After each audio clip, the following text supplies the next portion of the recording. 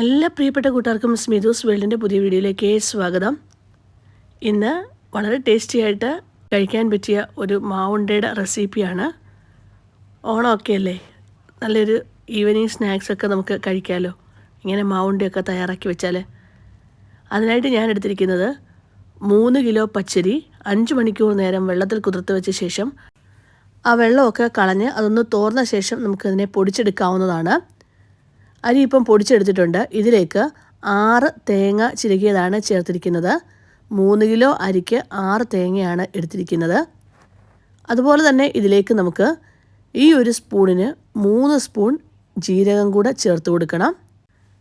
ഈ ജീരകം കൂടെ ചേർത്ത് കൊടുത്തു കഴിഞ്ഞാൽ ഈ അരിപ്പൊടിയും അതുപോലെ തന്നെ തേങ്ങയും ജീരകം കൂടെ നന്നായിട്ട് കൈവച്ചൊന്ന് യോജിപ്പിച്ച് അതിനെ ഒരു അരമണിക്കൂർ നേരം റെസ്റ്റ് ചെയ്യാൻ വെക്കണം. ഇനിയിപ്പം ആ ജീരകമെല്ലാം ഇട്ട് കൊടുത്തു. ഇനി നന്നായിട്ടൊന്ന് യോജിപ്പിച്ചെടുക്കണേ. ആ തേങ്ങയൊക്കെ അതിനകത്ത് നല്ലതായിട്ട് മിക്സ് ചെയ്തെടുക്കണം. എന്നിട്ട് ഒരു അരമണിക്കൂർ നേരം ഇങ്ങനെ ഇതിനെ ഒന്ന് തല്ലിപ്പൊത്തി അവിടെ വെച്ചിരിക്കാവുന്നതാണ്. ഇതൊന്ന് കുതിരാൻ വേണ്ടി വെച്ചിരിക്കുകയാണേ.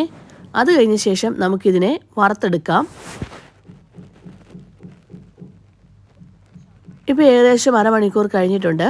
ഉരുളിയിലേക്ക് ഇട്ട് കൊടുത്തു. എന്നിട്ട് ഇതിനെ അരിപ്പൊടി ഒന്ന് വറുത്തെടുക്കുവാണ്. കൈവിടാതെ ഇങ്ങനെ ഇളക്കി കൊടുത്തുകൊണ്ടേയിരിക്കണം. കളർ മാറി വരുന്ന സമയത്ത് നമുക്ക് അടുപ്പിൽ നിന്ന് മാറ്റാവുന്നതാണ്. ഒരു ബ്രൗൺ കളറാവും ഇതിന് കേട്ടോ. അരിപ്പൊടി നമുക്കറിയാമല്ലോ, വറുത്തെടുക്കുമ്പം അതിൻ്റെ കളറൊക്കെ ഒന്ന് മാറി ഏകദേശം ഒരു ബ്രൗൺ കളറിലേക്ക് വരും. ഈ ഒരു കളറിലേക്ക് എത്തുമ്പം നമുക്ക് തീ ഓഫ് ചെയ്യാം. എന്നിട്ട് അടുപ്പിൽ നിന്ന് അത് മാറ്റി വയ്ക്കാവുന്നതാണ്. അങ്ങനെ അരിപ്പൊടിയുടെ ചൂടെല്ലാം മാറിയിട്ടുണ്ട്. ഈ സമയത്ത് നമുക്ക് അരിപ്പയിലൂടെ ഒന്ന് അരിച്ചെടുക്കാവുന്നതാണ്. അന്നേരം നല്ല കുറച്ച് തരിയുള്ള പൊടിയൊക്കെ കാണും. അത് മിക്സിയുടെ ജാറിലിട്ട് ഒന്നുകൂടെ പൊടിച്ചെടുക്കുക. കണ്ടോ, ഈ ഒരു തരികൾ നമുക്ക് മാറ്റി വയ്ക്കണേ. മാറ്റി വെച്ചിട്ട് അതൊന്നുകൂടെ, അതായത് ജീരകമൊക്കെ കാണും, അതെല്ലാം കൂടെ മിക്സിയുടെ ജാറിലിട്ട് ഒന്നുകൂടെ നന്നായിട്ട് പൊടിച്ചെടുത്ത് ഇതിലേക്ക് നമുക്ക് ചേർത്ത് കൊടുക്കാം. ഇനി അടുത്തതായിട്ട് നമുക്ക് ശർക്കര ഉരുക്കിയെടുക്കണം. 1.5 കിലോ ശർക്കരയാണ് എടുത്തിരിക്കുന്നത്. അതിനോടൊപ്പം തന്നെ കുറച്ച് ചുക്ക്, ഒരു 10-15 ഏലക്ക, 2 സ്പൂൺ ജീരകം, ഇത്രയും കൂടെ പൊടിച്ചെടുത്ത് മാറ്റി വയ്ക്കണം. ഇനി ആദ്യം ശർക്കര ഉരുക്കിയെടുക്കുക. ഉരുക്കിയെടുത്ത ശേഷം അതൊരു ഉരുളിയിലേക്ക് വീണ്ടും അരിച്ച് ഒഴിച്ചു കൊടുക്കുക. ഇതിലേക്ക് 1/2 ടീസ്പൂൺ ഉപ്പും കൂടെ ചേർത്ത് നല്ലതായി യോജിപ്പിച്ച് നമുക്ക് തീ ഓണാക്കാവുന്നതാണ്.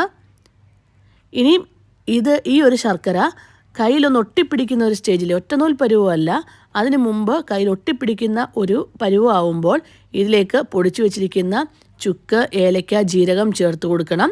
എന്നിട്ട് തീ ഓഫ് ചെയ്യണം. എന്നിട്ട് നമുക്ക് നേരെ പൊടിയിലേക്ക് ഒഴിച്ചു കൊടുക്കാവുന്നതാണ്. ഇനി ഈ പൊടിയിലേക്ക് ഒഴിച്ചു കൊടുക്കുന്നതിന് മുമ്പേ ഒരു കുറച്ച് പൊടി എടുത്തൊന്ന് മാറ്റി വെച്ചിരിക്കണേ.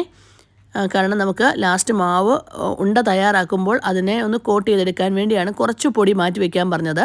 എന്നിട്ട് ബാക്കി പൊടിയിലേക്ക് ഈ ശർക്കരപ്പാനി കുറേശ്ശെയായിട്ട് ഒഴിച്ചു കൊടുക്കണം. ശർക്കരപ്പാനി കൂടിപ്പോയി കഴിഞ്ഞാൽ പിന്നെ നമുക്ക് മാവ് അഡ്ജസ്റ്റ് ചെയ്യാൻ പാടാണ്. അതുകൊണ്ടാണ് കുറേശ്ശെ ഒഴിച്ചു കൊടുക്കാൻ പറയുന്നത്. ശർക്കര കുറച്ച് ലാസ്റ്റ് അധികം വന്നാലും നമുക്ക് സൂക്ഷിച്ച് വെക്കാമല്ലോ. എന്നിട്ട് മാവുണ്ട തയ്യാറാക്കുമ്പോൾ ആ ചൂടോടുകൂടെ തന്നെ പിടിച്ചെടുക്കണം. കാരണം നമ്മുടെ കൈക്ക് അഡ്ജസ്റ്റ് ചെയ്യാവുന്ന ചൂടാകുന്ന ടൈമിൽ മാവുണ്ട തയ്യാറാക്കി എടുക്കുക. അല്ലെങ്കിൽ അത് അത്ര കറക്റ്റായിട്ട് നമുക്ക് കിട്ടില്ല. പെർഫെക്റ്റായിട്ട് കിട്ടണമെങ്കിൽ ആ ചൂടോടുകൂടെ തന്നെ പിടിക്കണം. നല്ല ചൂടല്ല, നമ്മുടെ കൈക്ക് അഡ്ജസ്റ്റ് ചെയ്യാവുന്ന ചൂടോടുകൂടെ തന്നെ പിടിച്ചെടുക്കുക. എന്നിട്ട് ഈ ഓരോ ഉരുളകളും നമുക്ക് മാറ്റി വെച്ചിരിക്കുന്ന കുറച്ച് അരിപ്പൊടി, ഞാൻ പറഞ്ഞല്ലോ മാറ്റി വെക്കണമെന്ന്, ആ അരിപ്പൊടിയിലേക്ക് ഇട്ട് കൊടുക്കാവുന്നതാണ്. എന്നിട്ടൊന്ന് കോട്ട് ചെയ്തെടുക്കണം. കണ്ടോ, ഇങ്ങനെ ഓരോ ഉരുളകളും തയ്യാറാക്കി അതിലേക്ക് ഇട്ട് കൊടുത്ത് ഒന്ന് കവർ ചെയ്തെടുക്കുക. ഇത്രയും മാത്രമേ ഉള്ളൂ കേട്ടോ. വളരെ ടേസ്റ്റി ആയിട്ടുള്ള ഒരു മാവുണ്ട തന്നെയാണ്. ശർക്കര പാനിയാക്കുന്നതൊക്കെ പ്രത്യേകം ശ്രദ്ധിക്കണം. കാരണം ഒറ്റനൂൽ പരുവായി കഴിഞ്ഞ് കഴിഞ്ഞാൽ മാവുണ്ട ഭയങ്കര കട്ടിയായി പോകും. അതുകൊണ്ട് കയ്യിൽ ഒട്ടിപ്പിടിക്കുന്ന ഒരു സ്റ്റേജൊക്കെ നോക്കി വേണം മാവുണ്ട തയ്യാറാക്കിയെടുക്കാൻ. അങ്ങനെ വളരെ ടേസ്റ്റി ആയിട്ടുള്ള ഒരു മാവുണ്ട തയ്യാറായി. എല്ലാവർക്കും ഇന്നത്തെ എൻ്റെ ഒരു വീഡിയോ ഇഷ്ടമായെങ്കിൽ ഒന്ന് ലൈക്ക് ചെയ്യാനും ഷെയർ ചെയ്യാനും സബ്സ്ക്രൈബ് ചെയ്യാനും കമൻറ്റ് ബോക്സിൽ കമൻറ്റ് ചെയ്യാനും മറന്നുപോകല്ലേ. Thank you for watching.